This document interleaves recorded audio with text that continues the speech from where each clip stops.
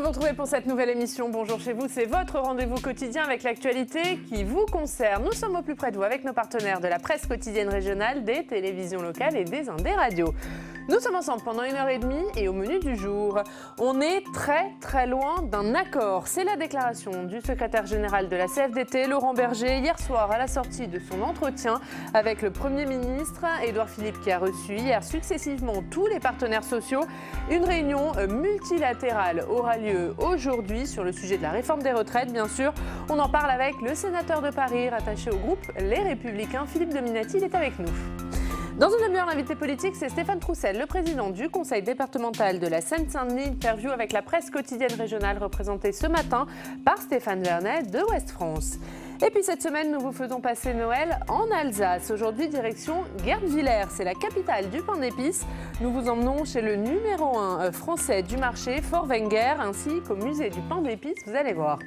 Et puis enfin, dans le Club des territoires, on parlera notamment de Lubrizol. Près de 3 mois après l'incendie, la commission d'enquête sénatoriale poursuit ses auditions. Nous ferons un point sur place avec Thierry Rabillet, le rédacteur en chef de Paris-Normandie. Mais avant cela, voici les autres informations de ce jeudi 19 novembre. La Haute Autorité pour la transparence de la vie publique va saisir la justice suite aux omissions de Jean-Paul Delevoye sur sa déclaration d'intérêt. C'est donc désormais au procureur de la République de décider de l'opportunité des poursuites. Les époux Balkany renoncent à être tête de liste à la mairie de Levallois-Perret. Hier, les réquisitoires sont tombés dans leur procès en appel. 4 ans de prison ferme contre Patrick Balkany, 4 ans dont 2 avec sursis pour son épouse et l'exécution provisoire de la peine d'inéligibilité qui les empêcherait donc d'être candidats si elle était confirmée. Et puis c'est officiel, PSA et Fiat Chrysler se sont unis. La nouvelle entité deviendra le 4e constructeur automobile mondial en volume, le 3e en chiffre d'affaires. Le futur groupe de plus de 400 000 salariés détiendra 14 marques automobiles. Pour Bruno Le Maire, cet accord est une très bonne nouvelle pour la France, pour l'Europe et pour notre industrie automobile. Il représente une étape importante dans la création d'un champion européen. Et on débute donc avec le sénateur du jour, élu de Paris, rattaché au groupe Les Républicains. Bonjour Philippe Dominati. Bonjour. Merci beaucoup d'être avec nous ce matin. On va commencer bien sûr par cette réforme des retraites. On est très loin d'un accord. C'est ce qu'a dit Laurent Berger, le secrétaire général de la CFDT, hier, à la sortie de son entretien avec le Premier ministre. Est-ce qu'un compromis vous semble encore possible ? Oh, je l'espère. En réalité, c'est essentiel pour tout le monde. Il y a des réalités. La réalité, c'est que le système actuel ne peut pas perdurer et on ne peut pas continuer à faire rêver les gens, les Français, sur leur retraite en disant qu'elle ne baissera pas si on ne change pas les choses. Par contre, la méthodologie est catastrophique. Le gouvernement, depuis 2 ans, se prépare à cette réforme qui était essentielle pour Macron. Et en réalité, c'est le président de la République lui-même qui a créé le trouble en reportant, en faisant la clause du grand-père. Et comme il avait cédé sur les Gilets jaunes, beaucoup d'opposants à cette réforme nécessaire disent qu'il va à nouveau céder. Et donc il a créé le trouble dans son gouvernement.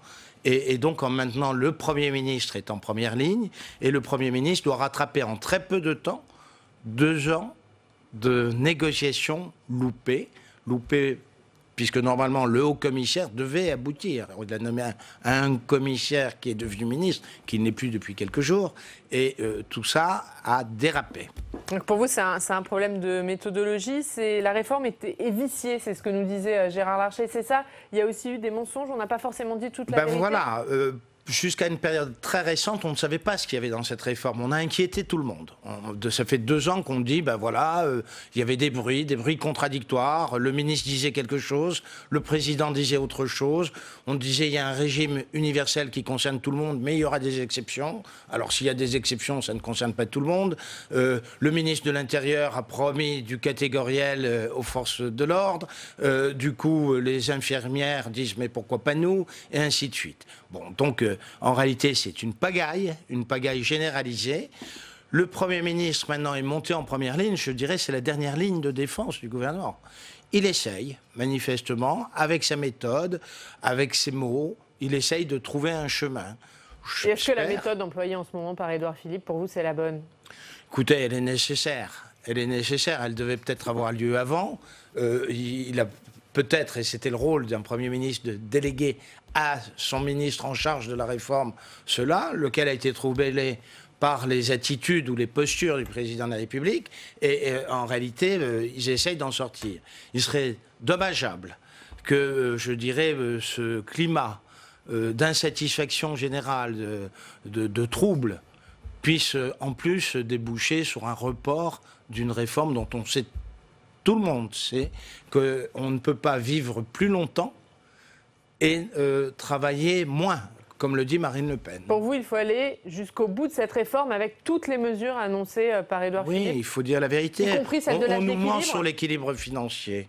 On nous ment sur l'équilibre financier. On sait que l'espérance de vie, et heureusement pour tout le monde, de chaque Français, va se rallonger. À partir du moment où je reste plus longtemps à la retraite, il n'y a que deux solutions. Soit je fais payer les plus jeunes, mais c'est plus possible. Et l'État a compensé pendant des années, soit je travaille un peu plus, soit j'accepte une baisse des retraites. Ce n'est pas possible d'accepter une baisse des retraites. La plupart des Français ont une retraite qui est faible, donc il faut trouver un système. Donc pour vous, il ne doit renoncer sur rien, il ne doit pas renoncer à l'âge d'équilibre. C'est pas là-dessus qu'il doit céder. Ah, sur l'âge d'équilibre, ils se sont mis eux-mêmes, alors si vous rentrez dans le projet technique, ils se sont mis eux-mêmes en difficulté en voulant biaiser, en pensant être plus intelligents que les autres et en prenant l'âge pivot. Je ne l'appelle plus l'âge d'équilibre, je l'appelle l'âge pivot. Eh bien non, c'était tromper les gens. Ils ont essayé de tromper leurs interlocuteurs. Évidemment, la réaction est vive. Laurent Berger propose une hausse de cotisation pour financer le régime. Est-ce que ça, vous y seriez favorable ou pas?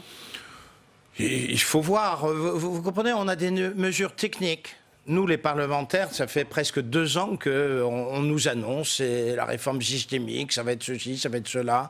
Monsieur Delevoye était venu au Sénat, il était haut commissaire en charge des retraites déjà pour annoncer un certain nombre de choses. À chaque fois, il y a des annonces et c'est pas confirmé. Et lorsque ces annonces ne sont pas contredites immédiatement par des parlementaires de la majorité présidentielle ou des ministres, membres du gouvernement. Donc on veut de la coordination. Et, je vous répondre sur cette mesure technique. Cette semaine, ça risque d'avoir aucun intérêt. C'est comme l'âge pivot, on se demande si ce n'est pas fait pour négocier et déjà envisager le lâchage des 64 ans vis-à-vis du syndicat, je dirais, le plus ouvert à la réforme. Pour vous, c'est ce qui va se passer? Ils lâcheront à la CFDT? Je ne sais pas. En tout cas, il faut qu'on avance. Et il est important d'avancer et de ne pas caler quand même. Deuxièmement, la prise en otage. La prise en otage des Parisiens. L'an dernier, on a eu les gilets jaunes. Cette année, on a les retraites. L'indifférence du pouvoir vis-à-vis de cette grande ville, c'est pas acceptable. On ne peut pas tout casser en permanence. J'avais proposé de faire en sorte qu'il y ait une privatisation du réseau de surface de la RATP. Macron, lorsqu'il était ministre, voulait la privatisation des autobus en France. Pourquoi? Pour être conducteur de la RATP, on est obligé d'être quasiment dans un régime spécial. C'est tellement dur de conduire un bus. C'est quelque chose de tellement technique, ça existe nulle part ailleurs dans le monde. Et en France, on a voulu maintenir le monopole de la RATP pour ne pas avoir de grève. Et voilà le résultat, on aurait des compagnies privées, au moins tout le monde serait pas mettre fin au monopole de la RATP. En carafe en même temps. Je vais demander au gouvernement, dès qu'il aura le temps, parce que pour l'instant, il touche plus terre, de refaire en sorte qu'il y ait une privatisation des bus dans la capitale. C'est la seule région d'Europe où ce n'est pas le cas, où les élus ne peuvent pas décider à qui on va donner un bus. Eh bien, écoutez, on voit le résultat, mais c'est un manque de courage. Allez, on va continuer à parler de cette mobilisation. Mais on va aller... mais non, mais on vous écoute, vous avez raison. Voilà. Vous avez raison d'exprimer votre point de vue, vous êtes là pour ça. Comme tous les jours, on va se rendre dans une rédaction locale. On va aller à Mulhouse aujourd'hui retrouver nos partenaires de l'Alsace. Bonjour Laurent Baudin, éditorialiste au journal L'Alsace à Mulhouse. Quels sont les sujets qui font la une de l'Alsace aujourd'hui, Laurent ? Alors comme souvent depuis 15 jours, c'est la grève des cheminots qui fait l'actualité en Alsace avec un trafic grand ligne et TER toujours extrêmement perturbé. Mais alors que le mouvement entre dans sa 3e semaine, l'Alsace, notre journal, s'intéresse aujourd'hui aux répercussions de ce conflit sur l'activité économique. Et les secteurs les plus touchés sont... les secteurs les plus touchés sont les métiers de l'artisanat, de l'hôtellerie-restauration, de la logistique, des ports du Rhin et du transport routier. Ce sont vraiment les secteurs les plus impactés avec des professionnels, notamment dans le bâtiment, qui dénoncent des temps de trajet multipliés par 2 ou par 3 dans l'agglomération strasbourgeoise, mais aussi une multiplication des retards et de l'absentéisme, en rappelant que le télétravail n'est souvent pas possible dans l'artisanat. En Alsace, où la gastronomie est un art, les métiers de la bouche Souffrent également certains bouchers, boulangers, pâtissiers et chocolatiers affichent déjà un chiffre d'affaires en recul de 50% par rapport à la même période de l'an passé, qui avait déjà été compliquée en raison du mouvement des Gilets jaunes. Le corollaire de cette situation, évidemment, est que les difficultés de trésorerie risquent d'entraîner des faillites. Et la situation en matière de tourisme est-elle identique ? Oui, Oriane, nous sommes en plein dans les marchés de Noël alsaciens et les professionnels du tourisme estiment déjà que Noël 2019 ne sera pas fameux. La grève du rail a provoqué de nombreuses annulations dans l'hôtellerie-restauration. La baisse du chiffre d'affaires se situe déjà autour de 20%. Alors, il y a un autre sujet important aujourd'hui dans l'Alsace, c'est la fusion. Ça y est, c'est officiel entre PSA et Fiat Chrysler. Oui, en effet, Oriane, l'Alsace est une terre de passion automobile avec l'usine Bugatti à Molsheim dans le Bas-Rhin et le site PSA de Mulhouse, premier employeur privé du Haut-Rhin. Sans oublier les milliers d'emplois chez les sous-traitants et l'usine PSA de Sochaux qui, bien qu'en Franche-Comté, est distante de 60 km seulement de Mulhouse. Ainsi donc, notre journal L'Alsace présente ce matin les enjeux de cette fusion entre égaux qui donnera naissance au 4e groupe automobile mondial. Les chiffres sont impressionnants puisque le groupe emploiera 400 000 salariés pour un chiffre d'affaires de 170 milliards d'euros et des ventes annuelles de 8,7 millions de véhicules sous 14 marques. Logique dans ces conditions que les 5 000 salariés de PSA Mulhouse s'interrogent sur leur avenir. C'est le sujet que vous traitez dans votre éditorial intitulé « Un mariage de raison porteur d'espoir ». Oui, cette fusion est en effet une chance pour PSA au bord de la faillite en 2013, comme pour Fiat Chrysler. Au-delà des 3,7 milliards d'euros d'économies escomptées chaque année, les deux groupes sont complémentaires et se mettent ainsi à l'abri de retournements de marché comme de prédateurs dans une économie mondialisée. Surtout, ils atteignent une taille suffisante pour engager les investissements nécessaires et même indispensables dans la révolution qu'implique le véhicule électrique et la voiture autonome. Pour autant, ce ne sera pas un long fleuve tranquille. Le niveau d'exigence imposé par Carlos Tavares à tous les salariés du groupe PSA ne va sûrement pas diminuer. Merci beaucoup, merci Laurent Bourdin d'avoir été avec nous. On va voir on va revoir la une de l'Alsace. L'économie alsacienne subit la grève, c'est à la une de votre journal ce matin. Merci beaucoup d'avoir été en direct avec nous depuis Mulhouse. Et on retournera en Alsace un peu plus tard dans cette émission puisque, vous le savez, c'est là que se déroule notre feuilleton cette semaine. On parlera pain d'épices. Un mot, Philippe Dominati, sur ça y est, c'est officiel, ce mariage entre Fiat Chrysler et PSA. Oui, on peut évidemment espérer que la grande marque automobile qui est PSA puisse continuer son redressement et son expansion, puisque Tavares a acheté Opel aussi et puis a redressé des choses. L'État, dans cette histoire, a un jeu trouble, puisqu'il refuse d'un côté à Renault, il accepte avec PSA, l'État accepte d'aller à Amsterdam parce qu'il n'arrive pas à baisser les impôts, et donc le siège social quitte la France de ce groupe, comme pour Renault, je dirais avec les Italiens. J'espère simplement que c'est un mariage équilibré et que les actionnaires français pourront parler également à égalité avec les actionnaires italiens, parce que c'est une histoire, une saga industrielle, Peugeot, auquel tout le monde est très attaché, et on espère que ça va continuer. Allez, on va parler de ce qui se passe au Sénat. 3 ministres étaient auditionnés hier par la commission spéciale sur le projet de loi bioéthique. On va en parler avec Steve Jourdain.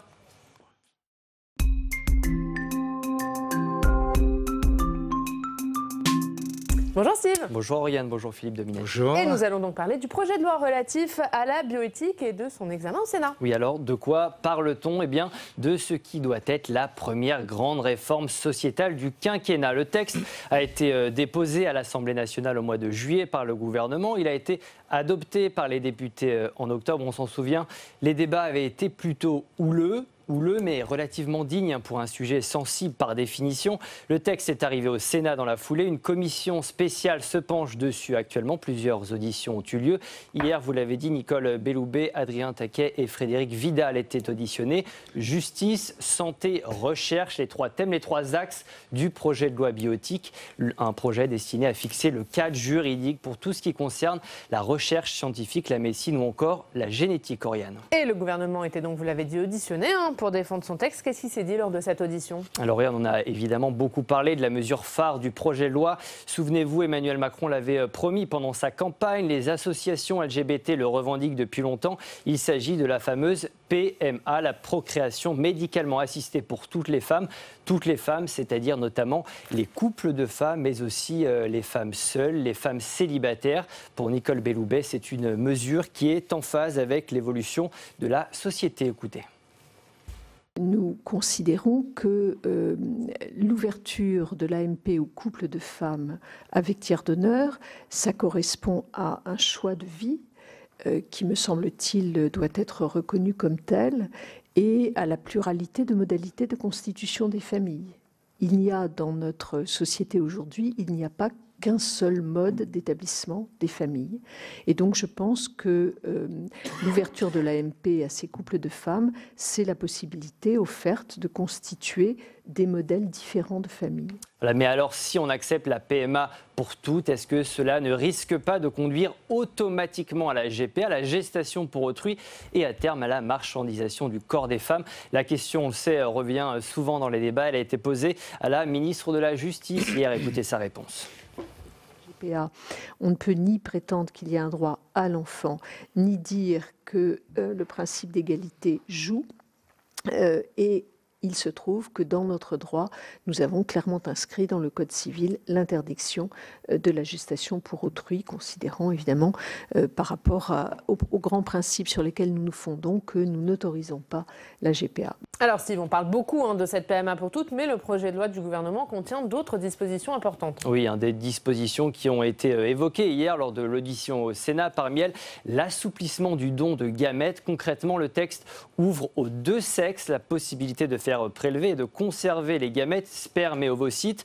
Les hommes comme les femmes pourront congeler leurs gamètes en vue d'une PMA qui serait réalisée à une date ultérieure. Précision importante, cette congélation sera désormais possible pour des raisons qui ne seraient pas exclusivement médicales. Enfin, un mot de cette autre mesure cruciale du texte, la fin partielle de l'anonymat du don de gamètes. Les personnes nées de dons pourront à leur majorité accéder à l'identité de leur géniteur. C'est un bouleversement de taille dans la tradition bioéthique française, Oriane. Merci beaucoup Steve pour ce compte rendu. Philippe Dominati, la PMA pour toutes, vous y êtes favorable, vous? Écoutez, le pays doit s'adapter à l'environnement international et l'argent ne doit pas autoriser les Français fortunés à aller faire hors de France ce qu'ils ne peuvent pas faire en France. C'est d'abord une première approche. Alors, j'attends avec impatience le rapport de mes collègues qui travaillent. C'est un sujet de fond qui demande beaucoup de réflexion. Je crois qu'on est beaucoup de parlementaires à prendre du recul pour comprendre tous les détails et toutes les conséquences. C'est évidemment un sujet troublant et pour l'instant, je dirais, le débat est totalement ouvert. On essaye de. Vous ne savez pas encore ce que vous voterez quand le texte arrivera en séance. En réalité, c'est ce que ma prudence tient au fait que c'est un sujet qui me préoccupe et en tant que parlementaire, je veux prendre le recul et vraiment avoir tous les éléments nécessaires pour ne pas avoir un fléchage, je dirais, politique ou correspondant à mes idées et à mes réactions, je dirais, émotionnelles ou naturelles ou à mes fondements. Mes fondements sont remis en cause, je dirais, par l'évolution scientifique et internationale dans ce débat de droit. Et c'est en cela que je réserve ma réponse pour le débat. On va dire un petit mot, puisque c'est la fin de l'année 2019, c'est l'heure du bilan de ces 3 mois de session parlementaire. Est-ce que vous diriez que les relations entre le Sénat et l'exécutif se sont dégradées ces derniers temps ? Oui, je ne sais pas si elles ont été un jour comprises. Je ne sais pas en réalité si l'exécutif a compris à quoi servait un Parlement. En réalité, il y a... vous savez, j'ai connu... C'est mon 4e président de la République depuis que je suis parlementaire. Je suis peut-être ancien monde, mais enfin, c'est comme ça. On est dans une période un peu bizarre parce qu'il y a beaucoup d'annonces et peu de travail parlementaire. Le Parlement travaille beaucoup moins, je trouve, en ce moment, que sous les 3 présidents précédents. Dû à quoi pour vous ? C'est-à-dire que les annonces ne sont pas suivies des faits. Et réforme de la Constitution, plus personne n'en parle. Réforme de l'audiovisuel, à ce qui paraît, elle va venir. Moi, je suis parisien. La réforme du Grand Paris, capitale de la France, région économique qui apporte un tiers du PIB. Personne ne s'en préoccupe. Soi-disant, c'était urgent. Réforme territoriale. Il y a quelques débats, mais il n'y a rien de très concret. Réforme de la fiscalité locale, on attend encore, quoi.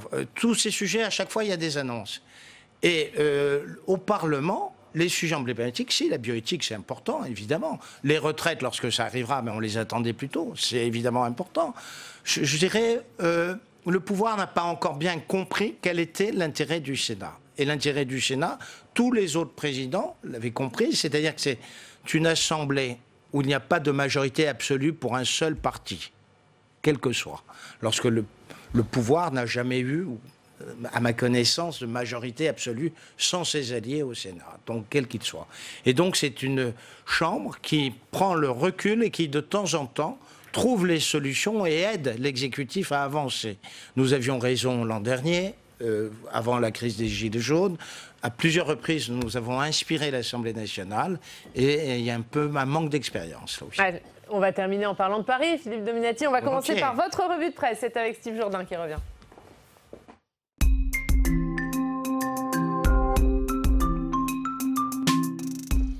On parle de Paris dans le Figaro. D'abord, Steve. Une crise peut en cacher une autre. Oriane, le Figaro s'intéresse ce matin à l'accumulation des déchets dans la ville de Paris.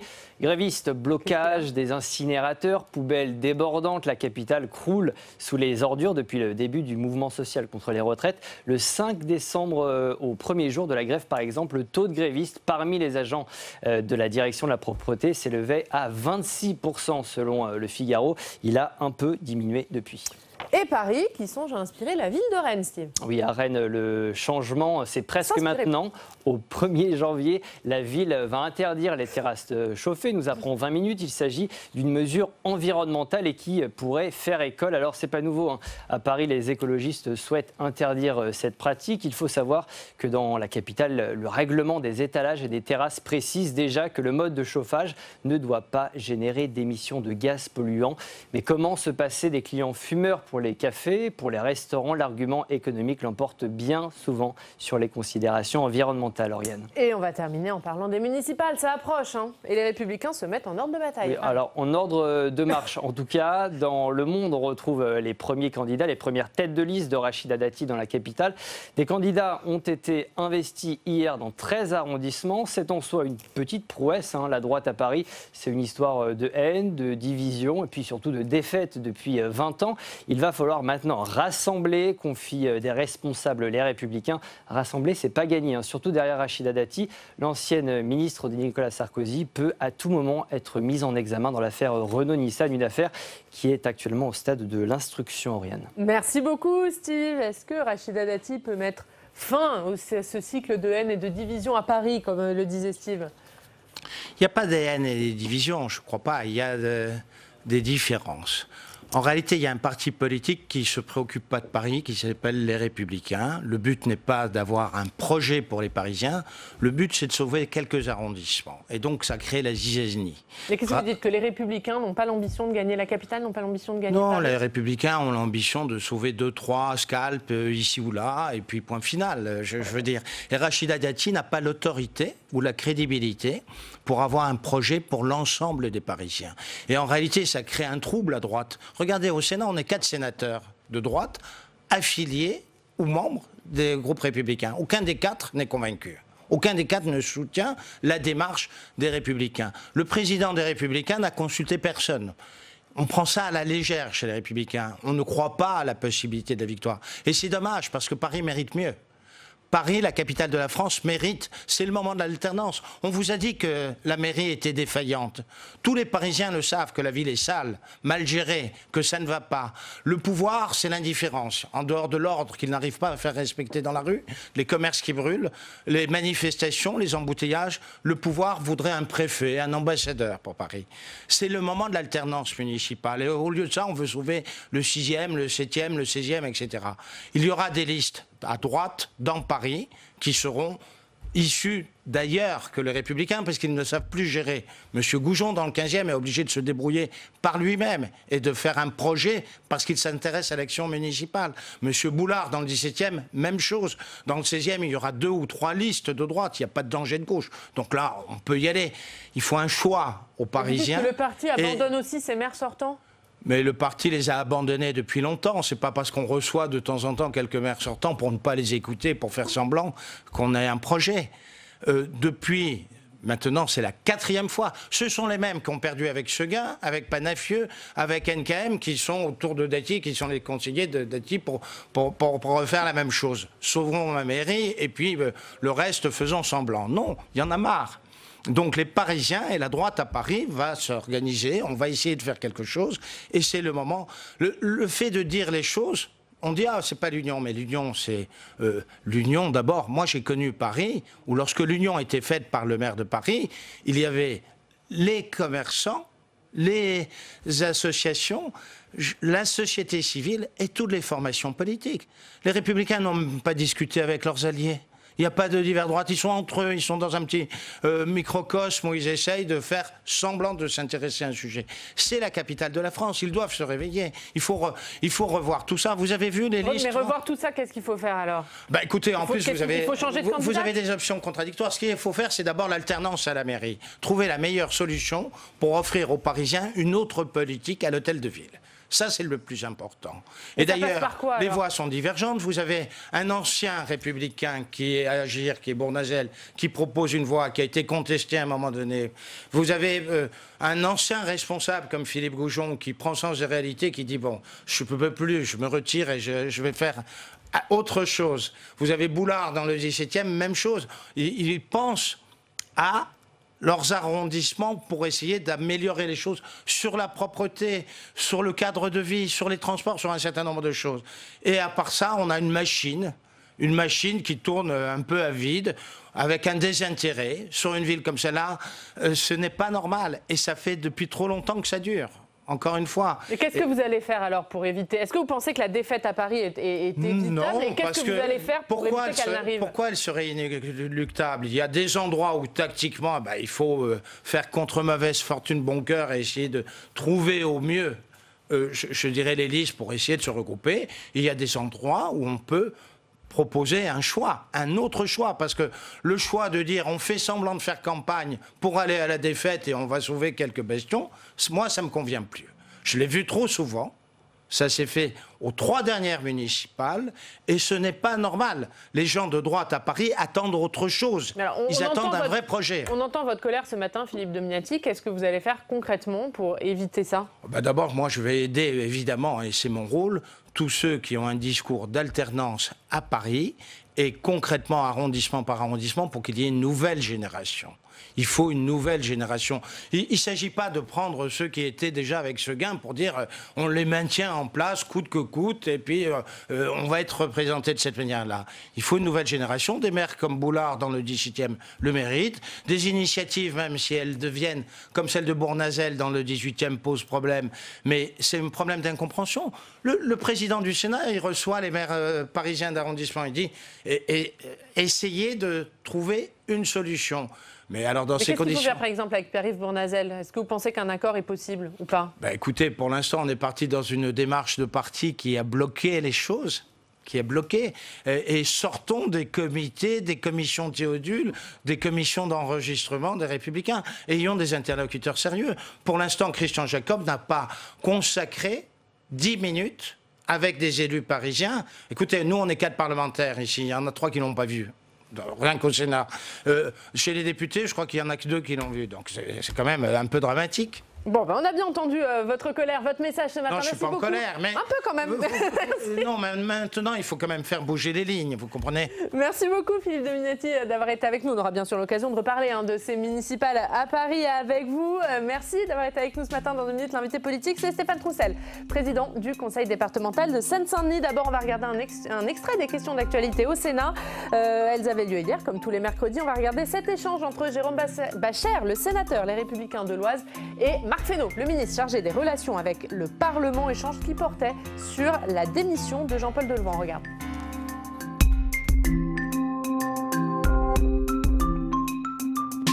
La question est simple, précise.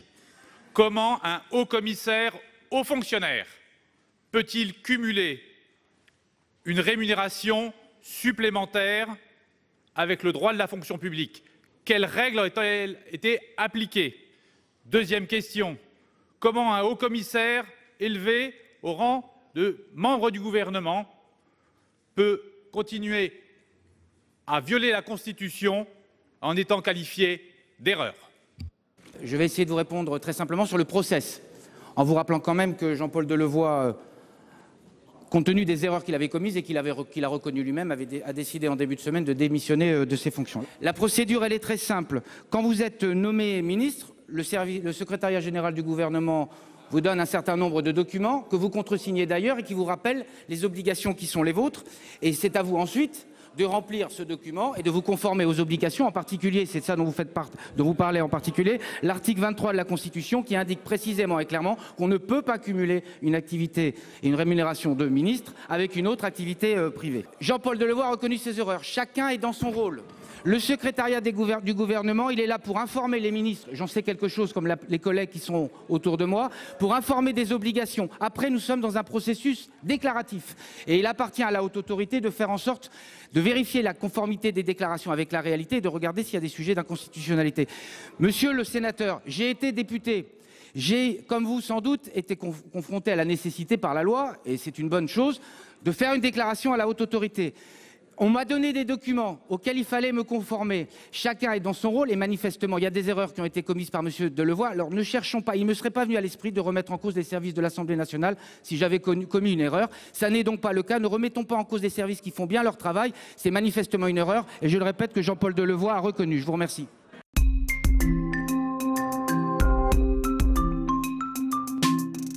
Notre invité politique ce matin, c'est Stéphane Troussel. Bonjour. Bonjour. Président du conseil départemental de la Seine-Saint-Denis. Vous êtes également secrétaire national du Parti socialiste à la santé et aux solidarités. Merci beaucoup d'être avec nous. On est ensemble pendant 20 minutes. On va commencer bien sûr par la réforme des retraites. 15e journée de mobilisation aujourd'hui contre cette réforme.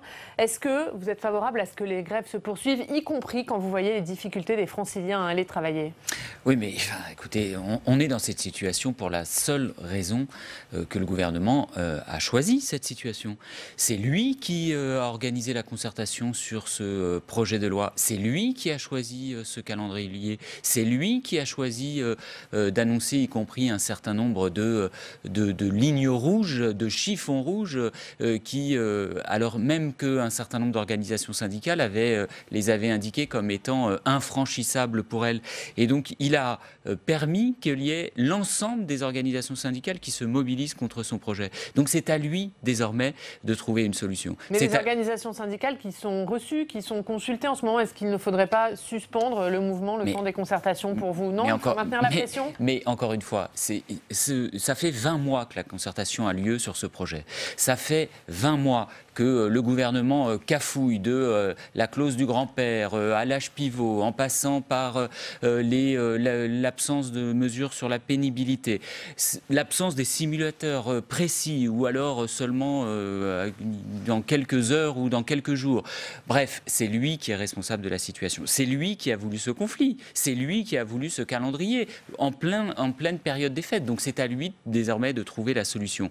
Donc moi, je considère que de toute façon, il faut maintenir la mobilisation sociale et politique pour... Y compris pendant Noël? Pas de trêve à Noël? Pour que le gouvernement renonce à son projet. C'est à lui, encore une fois, de sortir le pays de la situation dans laquelle il a choisi de le mettre. On va venir sur le fond de la réforme, mais pas de trêve à Noël pour vous. Encore une fois, la balle est dans le camp du gouvernement. C'est à lui de décider s'il veut ou non que les Français passent un moment agréable. Mais encore une fois, il a choisi cette période. Alors qu'il n'y a aucune urgence, pourquoi le gouvernement a décidé de faire ces annonces il y a quelques semaines? Pourquoi ne les aurait-il pas reportées au début janvier? Il a voulu ce conflit. Il a voulu ce conflit. Il l'a tellement voulu. Les annonces, elles ont été demandées parce que beaucoup d'opposants disaient qu'il y avait un flou, un manque de clarté. C'est pour ça que le gouvernement a aussi mis ces annonces. C'est vous qui avez demandé plus de clarté sur la réforme. mais c'est lui qui, par exemple, a fait l'unité syndicale contre son projet en annonçant, par exemple, un certain nombre de lignes rouges qui ont été, alors qu'elles avaient été mentionnées, encore une fois, comme indépassables par un certain nombre d'organisations syndicales, alors même que certaines d'entre elles pouvaient échanger et discuter avec le gouvernement sur son projet. Donc, il est responsable de cette situation. C'est à lui de sortir le pays de cette crise. Alors, sortir le pays de cette crise, comment? Est-ce que vous croyez à un compromis ou est-ce que pour vous, la sortie de crise, elle ne passe que par un retrait? Moi, nous ne sommes pas favorables à ce projet. Pour une raison simple, d'abord, c'est qu'il n'y a, suffit pas d'être, il n'y a pas besoin d'être énarque pour comprendre l'arnaque qu'il y a derrière les annonces du Premier ministre il y a quelques jours maintenant. Parce que tout de même, en plus de cet âge dit pivot, les Français ont bien compris qu'il s'agissait désormais de travailler plus longtemps. Que par ailleurs, enfin, deuxième sujet, il va falloir, les Français ont compris également qu'ils vont gagner moins à la retraite. Parce que comment, il n'y a pas besoin d'avoir fait beaucoup de mathématiques pour comprendre que si on calcule sa retraite sur la totalité de sa carrière, plutôt que sur les 25 meilleures années, eh bien, on va y perdre. Et donc, alors que le gouvernement nous avait expliqué, le président de la République lui-même, pendant sa campagne, qu'il ne s'agissait pas de faire une réforme budgétaire et financière, qu'il ne s'agissait pas de faire des économies, mais d'avoir un système plus juste et égalitaire, c'est tout l'inverse. C'est tout l'inverse. Donc oui, il faut retirer ce projet, il faut tout remettre à plat. Et pour autant, moi, je ne suis pas mais conservateur. Mais retirer l'ensemble du projet, c'est-à-dire que vous n'êtes pas favorable à la retraite par points? Non. Je ne suis pas favorable à la retraite par points. Tout simplement parce que je ne crois pas un seul instant, quand bien même certaines organisations syndicales, y compris, pourraient réfléchir à ce système. La réalité, c'est qui peut croire dans le rapport de force politique et sociale, compte tenu de l'action qui est celle de ce gouvernement depuis 2 ans, qui peut croire que sur un certain nombre de questions qui sont posées par ce système, il pourrait y avoir des avancées de la part de ce gouvernement? Je pense à la question de la pénibilité. Le gouvernement nous dit, mais on est prêt à trouver des solutions sur la pénibilité, notamment pour les fonctionnaires. Mais enfin, qui peut les croire? Ils sont arrivés... C'est ce qu'ont dit les syndicats à la sortie de Matignon, en tout cas, qu'ils avaient l'impression qu'il y avait une ouverture sur la pénibilité. Mais pour vous, ça rendrait la réforme plus acceptable, ça, ou pas? Mais écoutez, ce gouvernement est arrivé aux responsabilités. Une de ses premières décisions, ça a été de vider de sa substance le compte pénibilité que la précédente majorité avait mis en place. Il a supprimé 4 des 8 critères sur la pénibilité. Deuxième sujet, la question de la rémunération et de la retraite des fonctionnaires, et en particulier des enseignants. Enfin, qui peut croire un seul instant que ce gouvernement va procéder rapidement, durablement et massivement à une augmentation massive de la rémunération, notamment des enseignants, pour leur permettre d'avoir un maintien de leur niveau de retraite par rapport à la situation actuelle. Cette hausse annoncée des rémunérations. Mais quelle est la politique qu'il mène depuis 2 ans ? Quelle est la politique qu'il mène depuis 2 ans? Quel est ce gouvernement? Il appartient à un gouvernement qui a fait des choix budgétaires et financiers, d'abord en faveur des plus riches. La suppression de l'impôt sur la fortune, la flat tax, la réforme... enseignants, le gouvernement vous dit que les socialistes n'avaient pas financé la hausse de rémunération et que c'est dans ce budget qu'il y a le financement pour la hausse de la rémunération des enseignants. Pour que les enseignants aient une retraite identiques à celles qu'ils ont aujourd'hui dans leur nouveau système, il faudrait augmenter les enseignants de 25 à 30%. Est-ce que le gouvernement a prévu, dans son budget 2020, dans sa loi de finances pluriannuelle, est-ce qu'il a prévu une telle augmentation? Absolument pas. Donc la confiance, elle est rompue. Elle est rompue depuis 20 mois. Elle est rompue par rapport à l'action sociale et en faveur notamment de la fonction publique et des services publics. Donc il y a un problème de confiance qui est posé. On ne peut pas, par rapport à ce qui est quelques-uns des piliers de la protection sociale de notre pays, qui intéressent l'ensemble des Français, leur retraite, ce avec quoi ils vont vivre jusqu'à la fin de leur vie. On ne peut pas faire une réforme de cette ampleur avec un climat aussi encore une fois, défiant, avec des organisations syndicales et une opinion publique mobilisée contre ce projet. Et Mais des organisations syndicales qui sont divisées sur la stratégie. La CGT demande le retrait total du projet. La CFDT est favorable à la retraite par points. Est-ce que je ne sais pas si elles sont divisées. Je ne sais pas si elles étaient divisées. En tout état de cause, elles étaient ensemble mobilisées la semaine dernière dans les rues de notre pays. Enfin, écoutez, vous savez bien qu'elles n'ont pas le même point de vue. Bien évidemment qu'elles n'ont pas le même point de vue. Mais j'ai aussi entendu la CFDT et d'autres organisations syndicales dire à quel point elles voulaient un certain nombre de retraits de mesures qu'elles contestent particulièrement. Moi, je ne crois pas que le gouvernement y soit prêt, d'une part, et deux... Mais qu'est-ce que vous faites, par exemple, si le gouvernement dit « d'accord, on revient, on supprime cet âge d'équilibre » ? Mais il y a bien d'autres questions qui sont posées par ces annonces.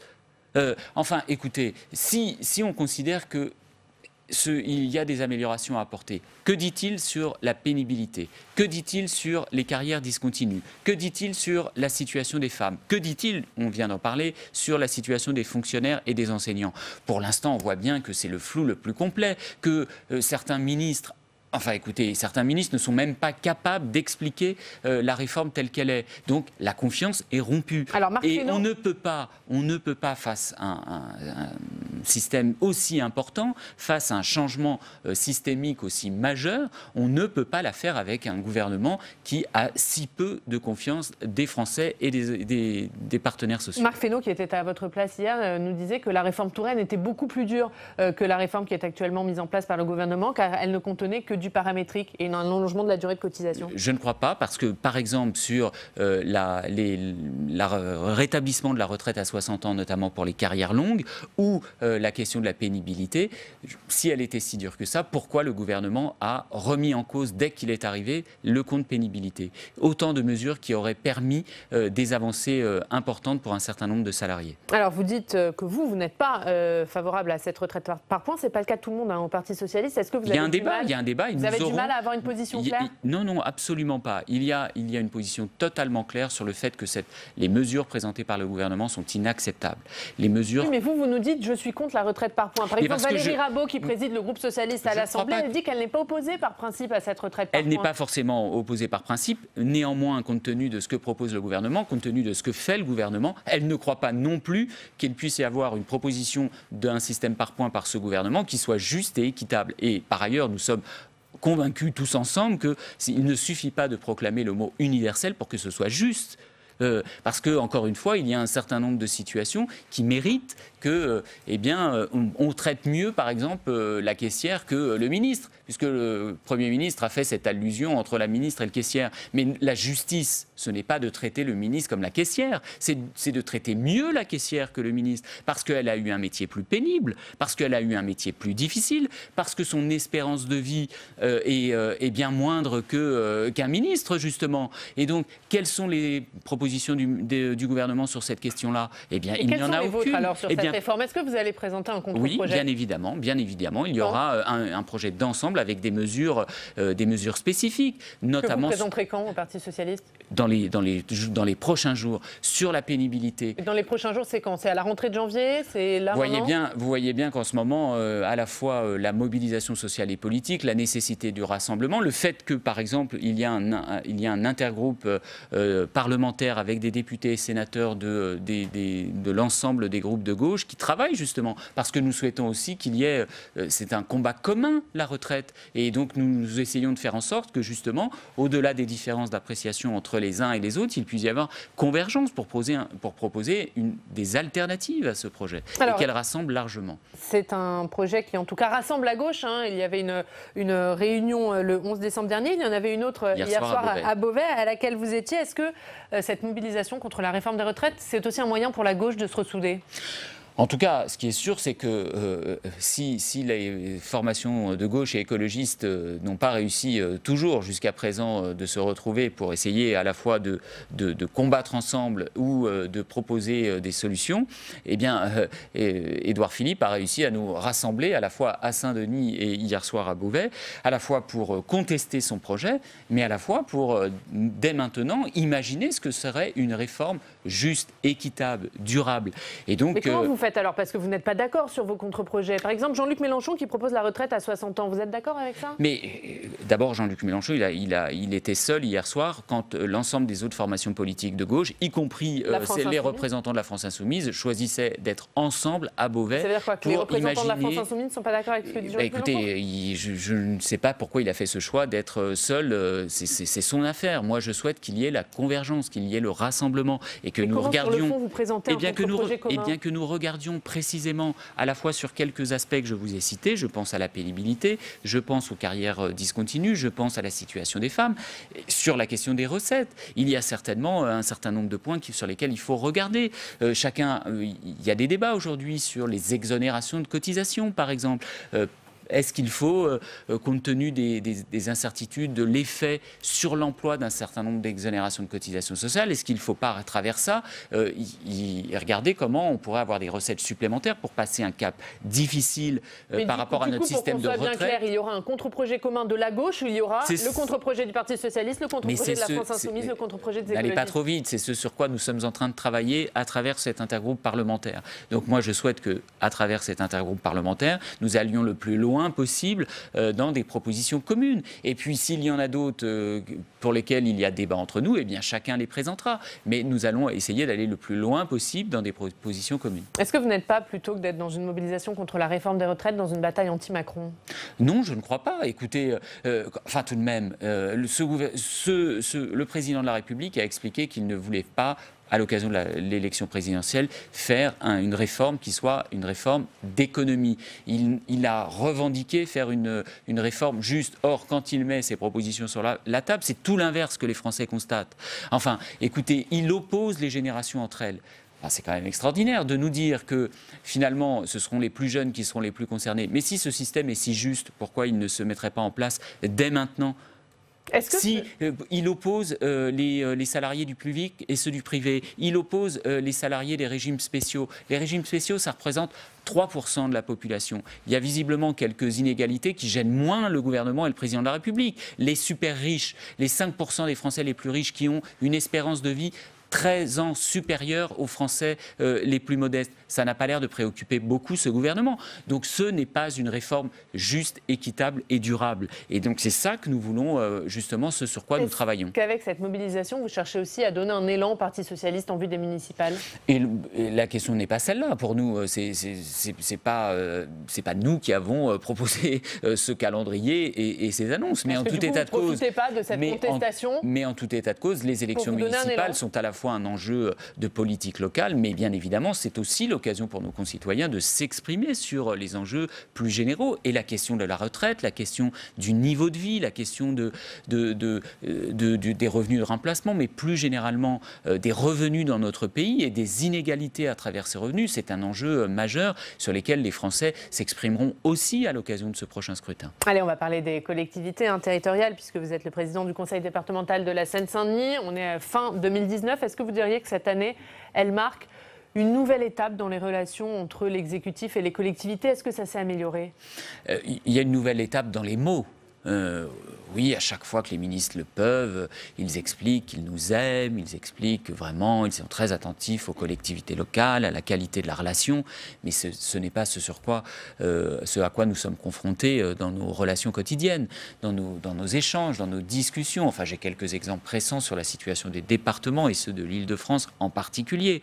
Enfin, voilà. Vous avez bouclé votre budget récemment, il a été toujours aussi difficile à boucler? Il est toujours aussi difficile pour une raison simple, c'est que le gouvernement, en dépit de ses engagements, n'a absolument pas avancé avec les départements sur ce qui est le cœur des difficultés budgétaires et financières des départements, à savoir la non-compensation des allocations individuelles de solidarité. Les départements assument une part croissante des dépenses de solidarité nationale et il n'y a aucune avancée majeure. Ce que le département de la Seine-Saint-Denis doit consacrer sur son propre budget pour prendre en charge des dépenses de solidarité nationale ne cesse d'augmenter. C'est 350 millions sur les seules allocations du RSA, de l'APA et de la prestation de handicap. Pourquoi rien n'avance là-dessus, selon vous? Mais tout simplement parce que le gouvernement ne veut pas y consacrer les moyens. Et donc la réalité, c'est qu'il préfère reporter sur les collectivités, reporter finalement sur le contribuable local des dépenses qui relèvent de la solidarité nationale. Et non seulement eh bien, ça met les collectivités locales en difficulté, mais ça crée des inégalités entre les territoires et nos concitoyens. Parce que quand je dois consacrer toujours plus sur nos moyens locaux, eh bien c'est d'autant moins, c'est des moyens en moins dont je bénéficie pour mettre en œuvre un certain nombre de politiques publiques dont le territoire, un territoire jeune et en pleine transformation, dont le territoire de Seine-Saint-Denis a besoin. Je pense au transport, je pense à l'éducation, je pense à la transition écologique. Et ça crée des inégalités entre les territoires et les citoyens. Alors justement, on va parler de votre département. Édouard Philippe s'y est rendu il y a quelques semaines, le 31 octobre dernier. Il a annoncé des mesures. Est-ce que vous diriez que le gouvernement a pris la mesure de la situation en Seine-Saint-Denis? Là encore, il a pris la mesure dans les mots, dans les discours. C'est-à-dire que, pour une fois, ce gouvernement reconnaît la situation de ce territoire hors norme. Le Premier ministre a répété une bonne dizaine de fois ce terme de territoire hors norme.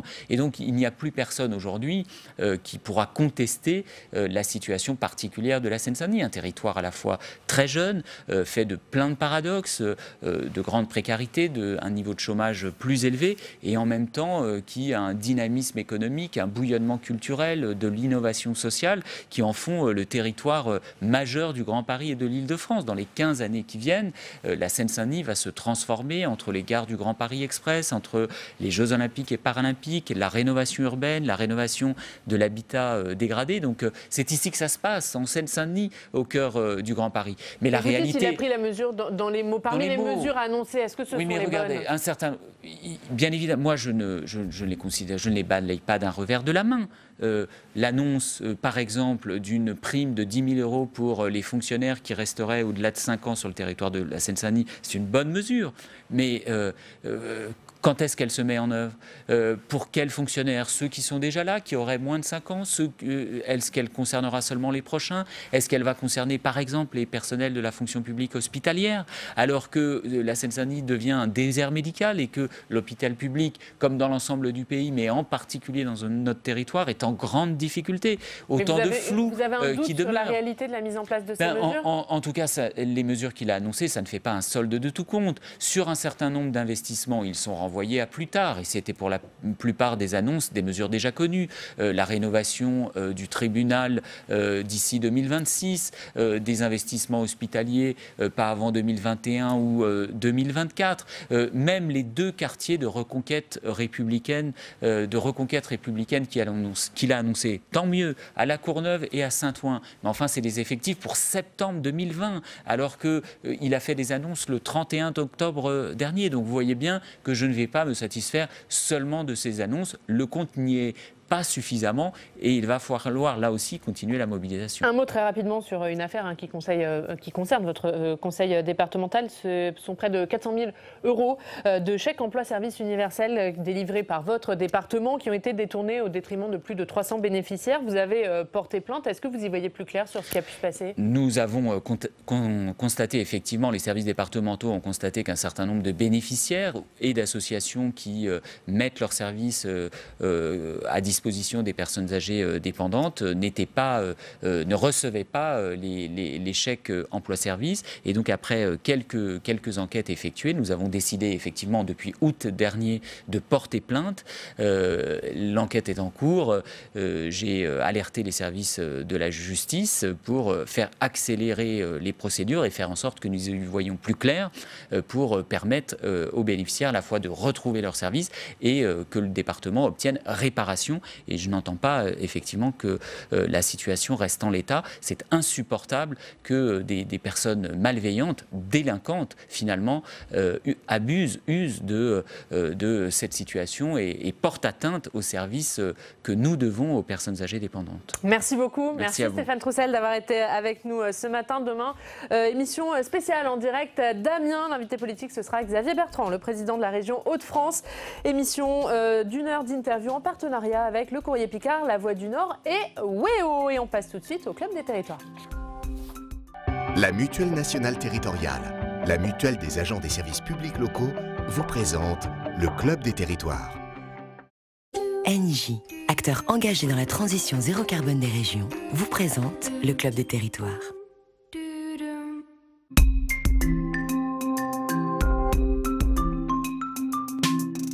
La presse quotidienne régionale et les télévisions locales vous présentent le Club des territoires. Des territoires en partenariat avec la presse quotidienne régionale, les télévisions locales et les ondes des radios. Aujourd'hui avec la bande, nous parlerons bien sûr de la réforme des retraites. Édouard Philippe qui poursuit aujourd'hui les consultations avec les partenaires sociaux. Il les a reçus séparément hier, réunion multilatérale aujourd'hui au 15e jour de mobilisation contre cette réforme. Et puis on parlera également de l'usine Lubrizol, près de 3 mois après l'incendie. On fera un point sur place avec Thierry Rabillet, le rédacteur en chef de Paris-Normandie, et alors que la commission d'enquête sénatoriale poursuit ses auditions. Mais d'abord, c'est l'heure de notre reportage en région. Toute la semaine, on passe Noël en Alsace. Aujourd'hui, nous sommes à Guerdwiller. C'est la capitale d'un produit phare de Noël, le pain d'épices. Les fêtes de fin d'année sont bien sûr une période importante pour la commune, mais vous allez voir que le produit fait vivre le village toute l'année. Audrey Vuettaz et Aurélien Romano vous emmènent notamment à Fort-Wenger. C'est le numéro 1 du pain d'épices sur le marché français.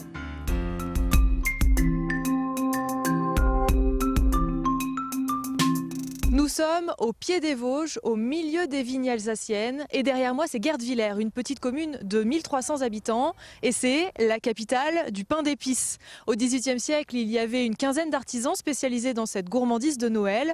Aujourd'hui, il reste 2 maisons, Lips et Fort-Wenger, chez qui on va aller. En ce moment, les clients affluent dans le magasin.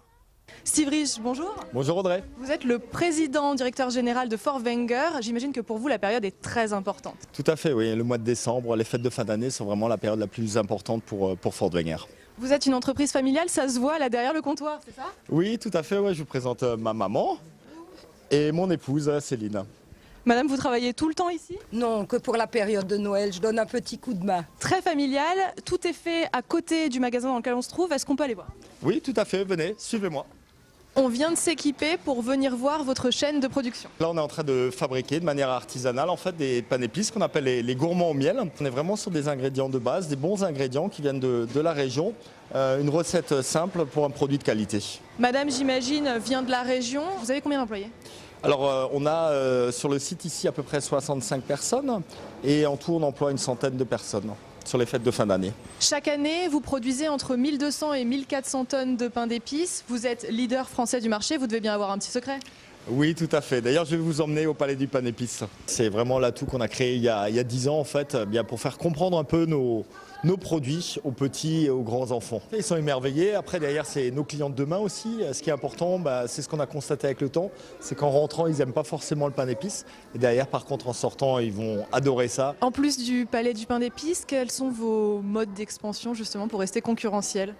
Nous, l'export, clairement, c'est un gros levier de développement, que ce soit la Belgique, l'Allemagne, mais également beaucoup plus loin, comme les États-Unis, le Japon. Vous allez vous étendre physiquement aussi? Oui, tout à fait, oui, avec une nouvelle usine qui va avoir le jour ici à Guerdwiller, ce qui va nous permettre en fait de créer des nouveaux produits, d'embaucher également du monde ici sur notre site et de continuer en fait le développement de l'entreprise. Un peu plus loin dans la commune, le concurrent Lips a aussi son musée. Il met en valeur l'artisanat du pain d'épices. Michel Absiger, bonjour. Bonjour Audrey. Vous êtes le patron de Lips. C'est vous qui avez créé ce musée? Ce musée, c'est ma passion. Depuis l'âge de 15 ans, je collectionne. Ça fait 52 ans de collection. Et Rémi Huchelman, bonjour. Bonjour Audrey. Vous êtes l'adjoint au maire de Guerdwiller. J'imagine qu'avoir 2 maisons de pain d'épices, c'est une spécificité. C'est une spécificité, ça permet au village de rayonner, donc ça nous donne notre notoriété. C'est intéressant pour votre commune. On peut aller voir ? Oui, bien sûr. Quand les touristes arrivent au village, effectivement, l'objectif de la journée, c'est d'aller voir les 2 pains d'épicier. Et comme ils déambulent entre les 2 commerçants, artisans, ça profite évidemment aux autres commerces du village. Nous avons 9 viticulteurs, nous avons récemment une savonnerie qui s'est installée, donc la zone de chalandise s'agrandit au fur et à mesure. 1300 habitants et combien de touristes par an, par jour ? Alors par jour, ça peut représenter jusqu'à 20-25 bus et de nombreuses voitures qui viennent par flot entier. Voilà. Ça permet à la commune de rester vivante aussi. Oui, bien sûr, ça nous a permis de fixer la population au village et les emplois au village. Grâce à ces 2 entreprises, Guerdwiller ne souffre pas de la désertification. Un exemple très parlant, les 5 classes de l'école de la commune sont toutes pleines. Voilà pour ce reportage en Alsace, le dernier de notre série. Tous ces reportages sont bien sûr à retrouver sur notre site internet publicsena.fr. Et on va débuter ce club. Bonjour Fabrice Vessard-Redon, Bruno Cotresse. Bonjour. Merci d'être avec nous. Rebonjour Steve. Rebonjour. On va commencer en parlant de ce reportage. On va commencer avec vous Fabrice, vous qui représentez les journaux régionaux de l'Est de la France et donc de l'Alsace. On le voit, là on a parlé du pain d'épices. C'est une économie qui finalement fait vivre un village, une commune et même les alentours tout au long de l'année. Ouais, c'est d'ailleurs l'une des richesses de la France. Alors en Alsace, bon, là on a le pain d'épices qui est un produit phare de cette période de l'année qu'on utilise avec tout un tas de produits, dont le foie gras, parce que les deux se marient à merveille. Ces petites communes, on est sur une commune un peu plus d'un millier d'habitants. Pour elle, c'est un levier incroyable. Ces produits à la fois régionaux, saisonniers, qui font travailler tout un bassin, et puis qui fédèrent, parce que au-delà de l'emploi, au-delà de l'économie, c'est aussi de la culture, cette gastronomie française. Et une fois encore, en Alsace et partout ailleurs en France. On a vu ce palais du pain d'épices, ce musée du pain d'épices. Plus généralement, au-delà de l'Alsace, Sophie Fay, l'économie de Noël, c'est quand même quelque chose en France. Ah oui, c'est très important. J'étais surprise. Le cabinet Tiendeo a publié hier des chiffres sur le panier moyen qu'on dépense pour le repas de Noël. C'est 212 € par famille. Ça va de 116 à 306 €, donc c'est quand même très significatif. Le mois de Noël, c'est aussi un mois où on a 184% de plus de trafic dans les magasins. Et même cette année, avec les grèves, on voit que les ventes en ligne continuent à progresser doucement, mais l'achat en magasin, l'achat physique dans le centre-ville, au centre commercial, reste ce que les Français préfèrent. Et donc, vous nous dites que les grèves n'impactent pas forcément cette économie pour les TPE, pour les PME françaises, pour les magasins? Ah non, pas du tout. Je ne dis pas ça. Je dis que les Français ont acheté font leurs achats en ligne, et continuent d'avoir ils attendent que les grèves soient passées pour retourner dans les magasins. Ils continuent à privilégier les magasins. On n'a pas eu un changement complet de comportement. Et ensuite, on voit des effets très localisés, en particulier sur toute l'Île-de-France. Oui, un dernier mot, Fabrice. C'est vrai qu'il y a peut-être un décalage, mais qu'on a raison de le relever. Il y a certainement un décalage entre les villes de taille moyenne ou les préfectures de région et Paris, qui est impacté un petit peu différemment, et y compris sur les restaurateurs. Peut-être que les magasins souffrent moins parce qu'il y a quand même une contrainte du cadeau. Elle doit venir, elle est là. Après, la partie restauration, les gens sortent un petit peu moins quand même, et certaines incertitudes, oui. Et le spectacle vivant, qui connaît aussi un boom à Noël, lui souffre beaucoup. Oui, on a vu ça. On va parler du coup de cette mobilisation, de ces grèves, de cette mobilisation contre la réforme des retraites. Édouard Philippe qui a repris hier les concertations avec les partenaires sociaux. Il les a reçus successivement pour tenter de trouver une sortie de crise. Une réunion multilatérale aura lieu aujourd'hui pour parler de cette réforme. Mais la sortie de crise, vous allez voir, ce n'est pas gagné. On voit tout ça avec Alizé Boissin. Une journée marathon pour le Premier ministre qui a reçu les syndicats un à un. Le but, trouver un accord et mettre fin au blocage dans les transports à la veille des vacances. À la sortie, les syndicats réformistes ont reconnu un léger changement de ton. On n'est pas totalement rassurés. On a vu qu'il pouvait y avoir quelques ouvertures, mais depuis le début, nous, on participe à toutes les négociations et dès qu'il y a une ouverture, on essaie d'aller dedans. Des pistes, en tout cas une ouverture, certes, pas autant que ce qu'on souhaiterait, mais on a vu en tout cas des gestes de la part du Premier ministre. De son côté, la CFDT, qui continue de bloquer sur l'âge d'équilibre à 64 ans, reconnaît une avancée. On a senti, je dois le dire, parce que ce serait injuste autrement, une volonté de discussion et d'ouverture. Tant mieux. On pourra refaire un jour l'histoire pour savoir s'il aurait fallu le faire avant. Mais en tout cas, pour l'instant, il y a une volonté d'ouverture. Mais on est très très loin encore d'être d'accord. Mais ces rencontres n'ont rien changé à la position des syndicats les plus durs. Ils appellent à des actions locales, y compris pendant les fêtes de fin d'année. C'est deux conceptions de la protection sociale qui s'affrontent. Le Premier ministre, le gouvernement et le Président de la République ont une position idéologique. Voilà. Avec les défauts de la présidence de la République depuis qu'il est élu, c'est que, comme il considère qu'il a raison tout seul, forcément, quand il se passe des choses dans la rue, il n'écoute pas. À l'Élysée, Emmanuel Macron a fait savoir qu'il était disposé à améliorer le projet de la réforme. Aujourd'hui, Édouard Philippe recevra les syndicats, cette fois-ci tous ensemble. Dernière chance de parvenir à un accord avant Noël. Bruno Cotresse, est-ce que cet accord avant Noël, c'est devenu une utopie ? peut-être pas une utopie, mais ça devient de plus en plus difficile. C'est un jeu stratégique, en partie, une négociation aussi compliquée que celle-là. Et ce jeu stratégique devient incroyablement compliqué, je trouve, à l'heure d'aujourd'hui. Au fond, plus on repousse le moment où on va faire des concessions, et plus ces concessions vont prendre l'apparence plutôt d'un renoncement plutôt qu'une concession. Donc on est aujourd'hui, je trouve, dans une structure qui est vraiment très, très, très compliquée, parce que le coût est très élevé maintenant pour chacun des acteurs principaux. Je pense notamment le Premier ministre et Laurent Berger. Le coût devient de plus en plus élevé pour eux de faire une fameuse concession. Édouard Philippe, lors de son discours au Conseil économique, social et environnemental, il s'est placé sous l'ombre de Pierre Mendès France et de Michel Rocard à la fin de son discours. Ça veut dire que le parler vrai, pour lui, c'est très important. Il a mis sur la table une carte essentielle pour lui, qui est l'idée qu'il ne sera pas le Premier ministre, qui ne dirait pas la vérité aux Français sur le paramétrage budgétaire. Donc on ne voit pas très très bien, à partir du moment où le Premier ministre a dit ça, de quelle manière il peut en même temps nous dire 10 jours après, finalement, ce n'est pas si important que ça. Donc, on ne peut qu'être à l'intérieur de ce cadre.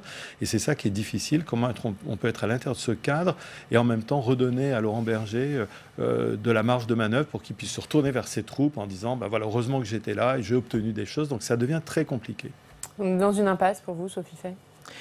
Pas forcément, parce qu'on voit que les sondages donnent des indications intéressantes sur la cohérence. On voit que finalement, quand on regarde sur le changement de système, la retraite par points, le plus d'équité dans le système, même la fin des régimes spéciaux, les Français ne sont pas complètement opposés à ça. En revanche, cette histoire de décalage de l'âge de la retraite à 64 ans, qui n'était pas dans le programme et qui est arrivée tout à coup comme une provocation à l'égard de la CFDT, ça, ils n'en veulent pas puisque ce n'était pas ce qui était joué. Donc finalement, on commence à voir que la cohérence paye. Alors, quelle cohérence ? Maintenant, c'est ce qui est en train de se discuter dans les discussions, mais au moins, on voit comment se positionne l'opinion. Et donc, c'est assez intéressant. Le deuxième point qui est intéressant, c'est qu'on commence à comprendre de quoi on parle, puisque le gouvernement, ce matin, a mis sur le site de Matignon, des premiers cas, des premières simulations. Et nous, on en a fait sur le site de l'Obs avec le cabinet Novelvie. Et donc, on commence un peu à comprendre, parce que, franchement, cette histoire d'âge pivot, comment ça se déclenche, combien ça vous coûte, comment ça impacte sur votre retraite, la convergence, c'est très abstrait et très compliqué à comprendre. Fabrice ? C'est intéressant, on entendait Philippe Martinez accuser Matignon et l'Élysée indirectement, bien sûr, d'avoir raison tout seul. Ce qui est un petit peu le cas aussi de Philippe Martinez. On l'a vu sur depuis un an. Ce que je trouve intéressant, c'est le positionnement de Laurent Berger, qu'on annonçait dans le nouveau monde politique, un peu comme le seul vrai opposant final. L'opposition politique, on l'entend très peu, très mal, elle est très peu audible. Et Berger, qui se retrouve maintenant dans une situation cruciale pour lui, elle est cruciale pour le gouvernement et pour l'Élysée, mais elle est cruciale aussi pour lui, se positionne clairement comme un opposant, a priori constructif, mais en situation qui va être hautement stratégique pour lui dans les heures qui viennent. Et du coup, l'enjeu pour Édouard Philippe, maintenant, c'est de rallier à lui Laurent Berger. Et en même temps, comment on fait sans revenir sur sa tâche d'équilibre ? Voilà, c'est ça vraiment le vrai problème. Il est là, on peut pas... Pour moi, on ne peut pas, du point de vue du Premier ministre, on ne peut pas éliminer la référence à la fois cette tâche d'équilibre et à la question budgétaire. C'est impossible que le Premier ministre revienne fondamentalement en arrière là-dessus. Donc comment organiser maintenant une opération où personne ne perd la face, où personne ne donne le sentiment d'avoir été dans le renoncement de ses convictions, ce qui serait très mauvais parce qu'effectivement, ça vient d'être rappelé. Laurent Berger, depuis le début du mandat d'Emmanuel Macron, il joue quand même un jeu tout à fait important. Il est celui qui régulièrement est dans l'opposition constructive au projet du gouvernement. Le gouvernement non plus ne peut pas se priver qu'un pilier du syndicalisme français qui est plutôt dans la critique constructive. Donc effectivement, il faut que tout le monde pense à l'étape d'après. L'étape d'après, c'est quand même comment organiser l'adhésion effectivement des Français. Alors sur les sondages d'opinion, effectivement, on voit des choses qui sont tout à fait intéressantes. On voit qu'il peut y avoir un assentiment, on va dire, aux principes généraux. Effectivement, on ne voit pas néanmoins une sorte de blanc-seing de l'électorat par rapport au projet du gouvernement, d'adhésion absolument fondamentale. Et on voit qu'il y a surtout beaucoup d'interrogations. Il est tout à fait essentiel qu'il y ait ce simulateur.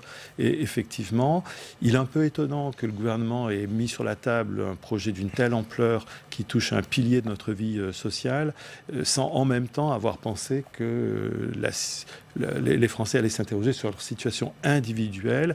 Il est un peu étonnant de voir qu'on pense à la mise en place d'un simulateur une fois que le coup est parti. On va revenir sur cette question de l'âge d'équilibre, mais d'abord on va écouter Laurent Pietraszewski. C'est le nouveau secrétaire d'État chargé de la réforme des retraites. Il était ce matin l'invité de nos confrères de RTL. Il est revenu sur cet âge d'équilibre. On l'écoute. Il y a un débat sur ce sujet. Le Premier ministre l'a rappelé. S'il y a une proposition de la part des partenaires sociaux pour trouver la voie de l'équilibre, autre que celle que lui a mis en discussion, eh bien, cette proposition sera regardée. Il laisse la porte ouverte ?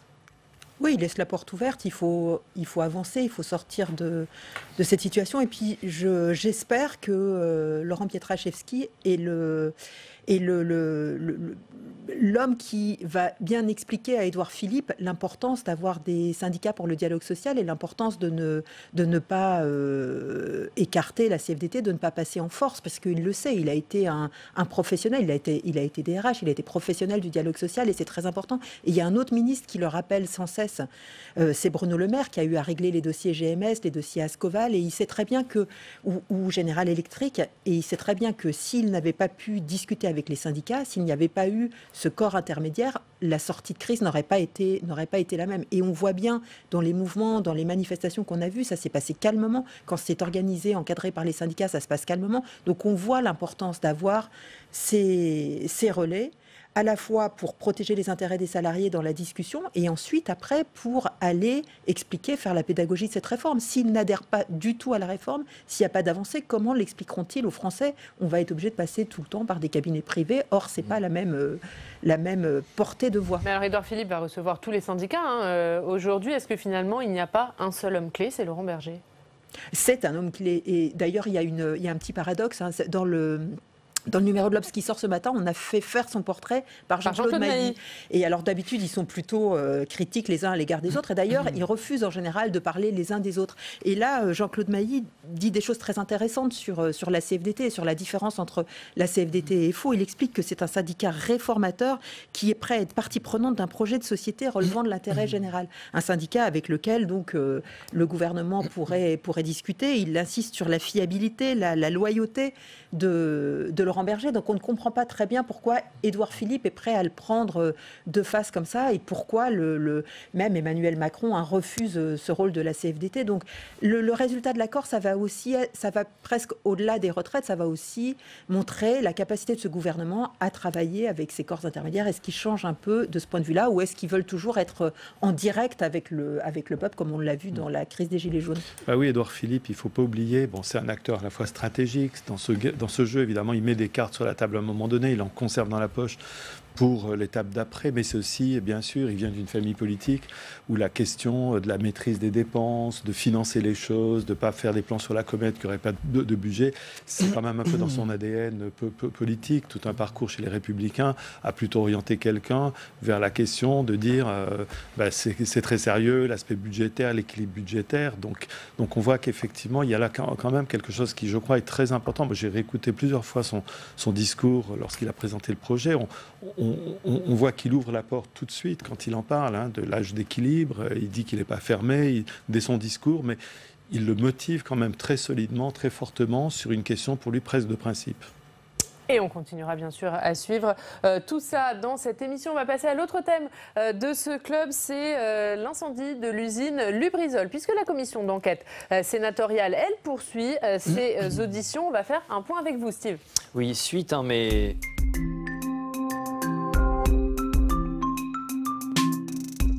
Et Steve, le Sénat auditionnait donc hier la direction française de Lubrizol. Oui, suite, mais pas fin de la commission d'enquête mise en place en octobre dernier par le Sénat après l'incendie de l'usine chimique de Rouen. Alors c'était une audition qui était très très attendue. Hier, la patronne de Lubrizol France et le directeur du site de Rouen étaient sommés de venir s'expliquer. Plusieurs questions étaient posées par les sénateurs. Pourquoi l'entreprise a pris tant de temps pour répondre à l'inquiétude de la population? l'évacuation, encore quelles sont les mesures de sécurité qui ont été prises depuis l'incendie, Oriane. Et cette audition s'est déroulée dans un climat un petit peu particulier. Alors il faut le dire, un climat même très très tendu, une tension qui peut s'expliquer un peu par le contexte. L'usine chimique de Rouen a partiellement rouvert la semaine dernière, mais les causes de l'incendie de septembre n'ont toujours pas été pleinement déterminées. L'inquiétude de la population, des associations n'est pas complètement retombée. Les accusations d'opacité visant Lubrizol ne sont toujours pas balayées. Alors quand on demande à la patronne de Lubrizol France pourquoi l'entreprise a pris tant de temps avant de révéler les substances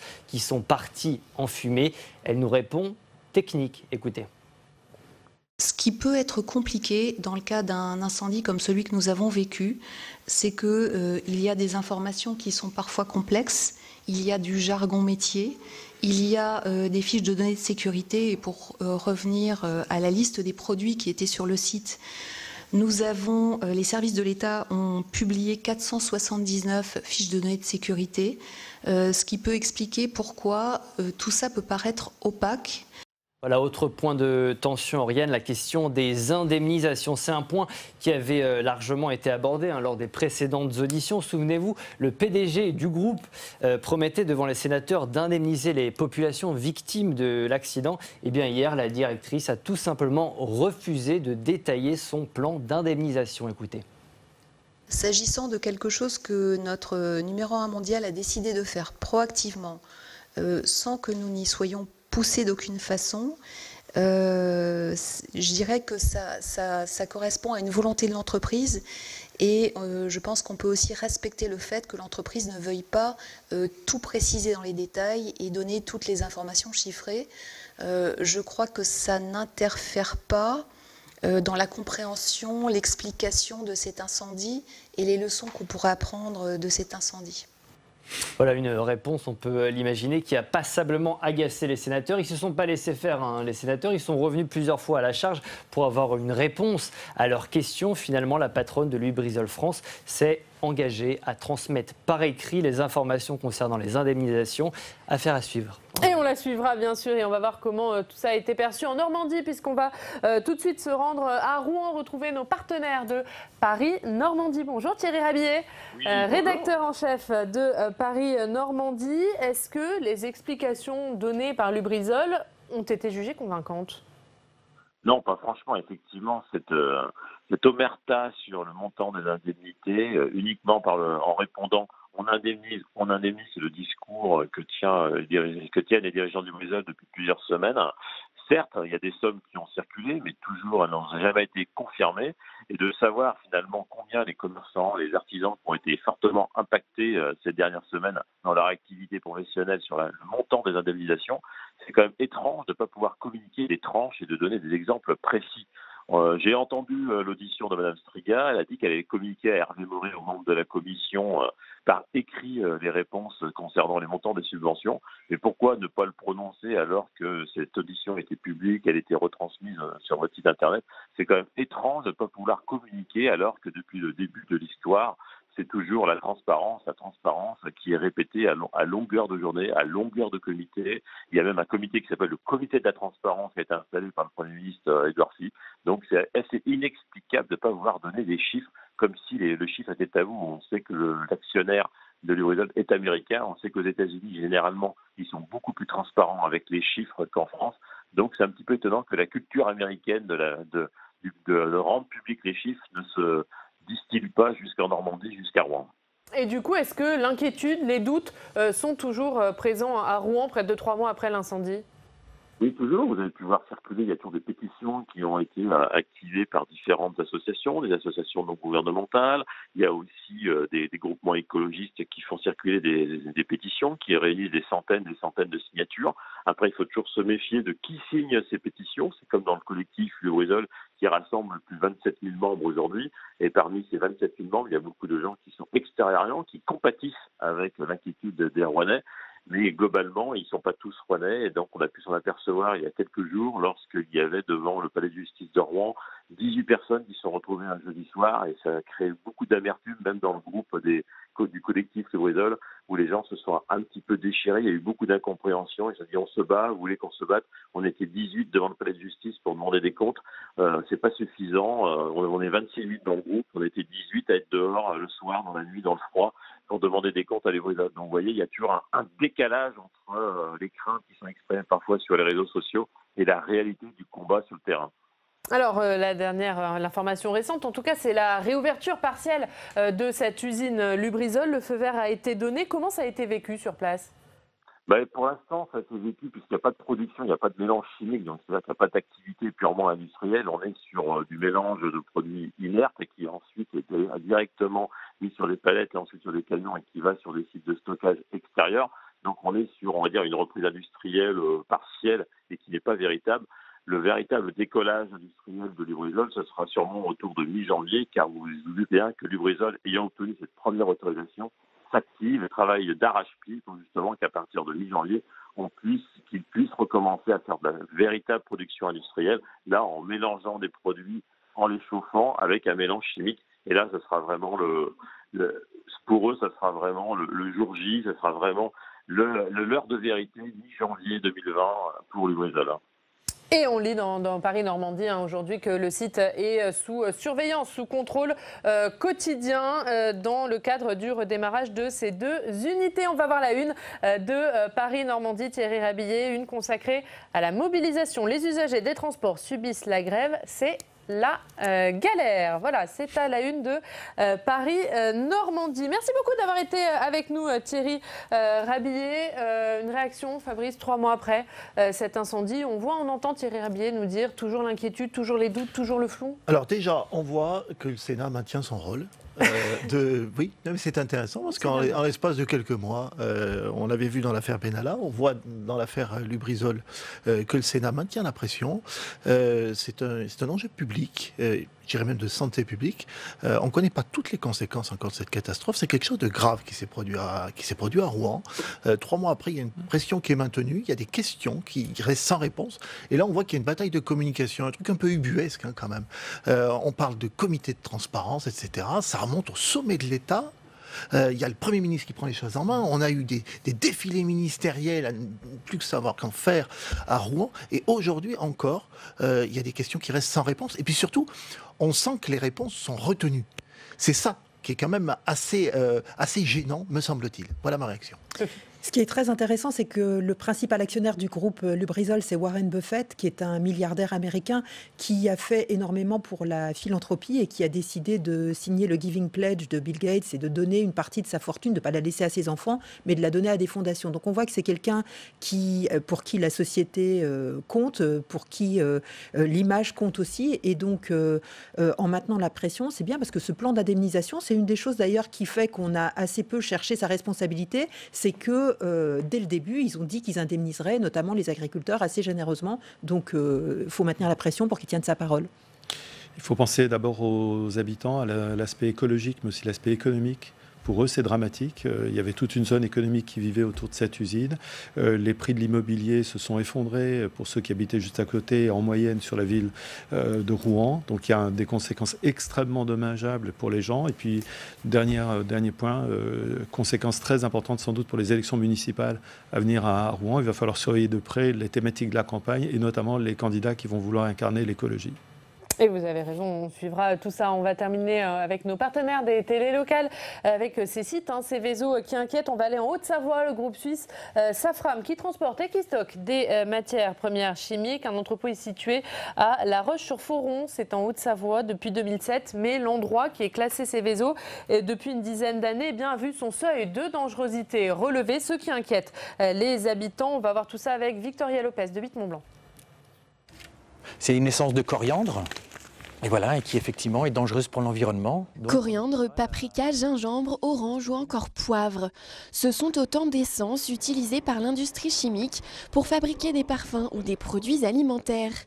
Des produits inflammables et considérés comme dangereux selon leur densité et leur quantité. L'entreprise Safram, spécialisée dans le transport et le stockage de ces matières premières, est classée Seveso depuis 2010. Le seuil de dangerosité de son entrepôt de La Roche-sur-Foron vient d'être relevé. C'est un changement qui est lié à des démarches administratives. Le site n'a aucun travaux d'extension. En stockage, il n'y a aucune modification. Le site est ce qu'il est. Et, par contre, pour mieux répondre aux besoins des clients, on doit stocker des matières ou un mix de quantités un peu différents. Et administrativement, cela nous mène à être classé Seveso seuil haut au lieu de seuil bas. Ce nouveau seuil soulève les inquiétudes de la population et des associations de défense de l'environnement. L'accident de Rouen et d'autres par le passé ont démontré que personne n'était à l'abri. J'ai donc demandé au préfet des garanties sur la sécurité du site et sur la structure aussi juridique du site, puisque France Nature Environnement avait soulevé une question importante sur le fait que la société était basée en Suisse et qu'est-ce qui se passait en termes de responsabilité en cas de problème. La vallée de l'Arve se caractérise par des phénomènes d'inversion thermique, notamment en hiver, ce qui fait que ce que nous relevons ici, c'est le risque en cas d'incendie, que le panache de matière, de gaz dangereux, toxiques, puisse être collé au sol et affecter les populations. France Nature Environnement a déposé un recours gracieux pour demander au préfet de retirer l'arrêté autorisant le passage de l'entreprise en seuil haut. De leur côté, les services de l'État assurent que toutes les mesures de sécurité ont bien été prises. C'est donc un arrêté préfectoral qui, du fait du changement de statut de cet établissement, vient fixer des dispositions spécifiques à cet établissement et renforce les prescriptions applicables. Et notamment fixe tout un tas de dispositions qui permettent de prévenir toute pollution de l'environnement, qui permettent de réduire la probabilité d'occurrence et les effets d'un éventuel incendie. La préfecture a réassuré le maire et ses habitants sur les mesures de sécurité mises en place. La Roche-sur-Foron devient ainsi la deuxième ville concernée par un site Seveso seuil haut en Haute-Savoie. Tu vas continuer ? Voilà pour ce reportage de nos partenaires de 8 Mont-Blanc. Et on va maintenant regarder ce qu'il y a à la une de vos journaux régionaux ce matin.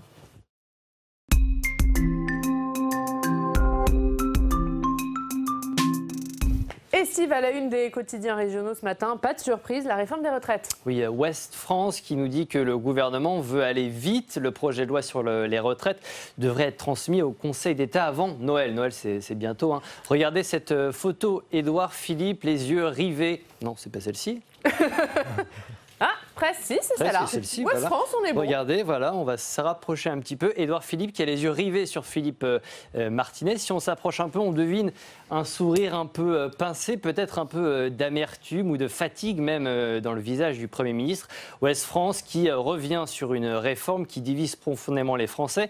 D'un côté, un gouvernement qui annonce une réforme sans en préciser les contours. De l'autre, eh bien, des syndicats qui, selon Ouest France, ne veulent pas céder un pouce de terrain, Oriane. Et le Courrier Picard fait sa une sur l'impact économique des grèves. Oui, le chiffre d'affaires des commerçants va-t-il être plombé par la mobilisation, se demande le Courrier Picard. Selon la Chambre de commerce des Hauts-de-France, le chiffre d'affaires aurait baissé de 22% en décembre, un chiffre qui nous dit le Courrier Picard n'est pourtant pas confirmé par les professionnels, d'où le point d'interrogation qu'on retrouve donc en une du quotidien, Oriane. Un tout autre sujet maintenant, l'affaire Grégory. Oui, on connaît enfin le tueur du petit Grégory. Vous le saviez ? Non, mais vous allez nous le dire. Non, alors l'Est républicain revient sur ce feuilleton sans fin. Sans fin, le quotidien nous dit que le documentaire actuellement diffusé sur Netflix a ravivé les passions autour de l'affaire. Il vient surtout raviver tous les fantasmes, toutes les spéculations. On apprend par exemple que la veuve du juge Lambert pointe du doigt la série Netflix et l'accuse, je cite, de dénoncer une haine dangereuse, notamment contre son défunt mari, Oriane. Et un tout autre sujet pour terminer, à la une de la Nouvelle République des Pyrénées. On parle tradition et on parle canard. Oui, les fêtes de fin d'année approchent et la nouvelle République des Pyrénées s'intéresse à Anatole. Anatole qui est encore foi dans la tradition, nous dit Le Quotidien. Anatole, eh bien, c'est l'un des derniers dans le département à gaver les canards de manière traditionnelle. Une alimentation 100% maïs, pas certain que cela plaise aux associations de défense des animaux. Merci beaucoup Steve pour cette revue de presse. On va voir vos unes. On va commencer par vous, Fabrice Vessaredon, la une des dernières nouvelles d'Alsace, également consacrée à l'affaire Grégory. Grégory, l'histoire sans fin. Et oui, c'est ce dont parlait Steve à l'instant. Alors j'ai relevé une autre petite nouvelle à la une de Ouest France, mais confrère de l'autre face française. En bas à droite, Chantal Goya attaque une tournée à 77 ans. Et je suis très content d'avoir des nouvelles de Chantal Goya ce matin. Non, sur l'affaire Grégory, c'est intéressant parce qu'on a là un cas d'espèce. Bon, d'abord une affaire non résolue, ça fait 35 ans. Cette série semble intéresser beaucoup de monde. Elle semble aussi addictive, ce qui est intéressant quand, je dirais, la réalité dépasse la fiction. Et il y a plein de gens, j'en connais en tout cas, qui découvrent cette affaire Grégory à travers cette série. Je pense que ça va expliquer aussi en partie son succès. Et c'est donc à lire Grégory, l'histoire sans fin, à la une des dernières nouvelles d'Alsace. Dans l'Obs cette semaine, Sophie, ils vont faire 2020. Oui, on a choisi une série de personnalités qui vont compter l'an prochain et on a demandé à d'autres personnalités qui sont dans l'actualité elles aussi de faire leur portrait. Et donc on a par exemple, on a en une cette magnifique photo de Blanche Gardin qui est racontée par Emma Becker, l'écrivaine, qui vraiment l'apprécie. Et on aura aussi un portrait de Donald Trump par François Hollande. On a aussi Ursula von der Leyen, cette présidente de la Commission européenne qu'on connaît mal, qui est racontée par Bernard Guetta, qui est maintenant député européen. Didier Deschamps par François Bégodeau. Francis Cabrel par Jean Lassalle. Voilà, c'est un numéro double. Tout ça, c'est donc à lire dans l'Obs, avec également, on en parlait, le portrait de Laurent Berger par Jean-Claude Maillet. À lire dans l'Obs cette semaine. On va regarder votre livre, Bruno Cotresse, rapidement, Histoire d'une révolution électorale. Tout à fait. C'est votre livre. On va voir la couverture. Et on va se quitter. Dernière émission ici en plateau, puisque demain, pour la dernière de l'année, on sera à Amiens. Émission spéciale avec Xavier Bertrand, en partenariat avec Le Courrier Picard, La Voix du Nord. Et Wéo, on vous attend demain à Amiens. Très bonne journée. La presse quotidienne régionale et les télévisions locales vous ont présenté le Club des Territoires.